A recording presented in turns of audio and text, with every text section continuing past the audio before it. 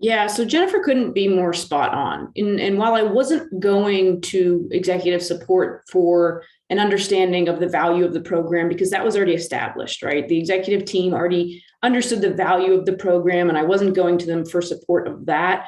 What I did need support in was strategizing on the actual strategy of the executive briefing program. For example, when I walked into the program, there was nothing in place to say what type of customer should be coming into the briefing center at what time during the sales cycle. It was just if you were a customer, you could come into the briefing center.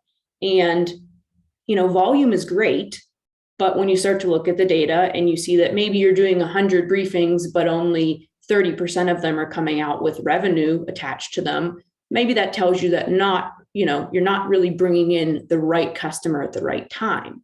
So that's when you need that executive level support to go to a steering committee that is, comprised of sales and marketing to be able to say, listen, we need some criteria in place to say who is the right customer at the right time. What criteria do they need to meet before they come in for something like an executive briefing or a product demonstration? And how can we streamline that? So that was something that I had to make sure I had the right people in place to really charge with. Because if I would have gone to Jennifer's point and said, these are the things that are important to me, steering committee, I want you to make sure that your sales teams are meeting all these criteria or they can't come into the briefing center, it would have never happened.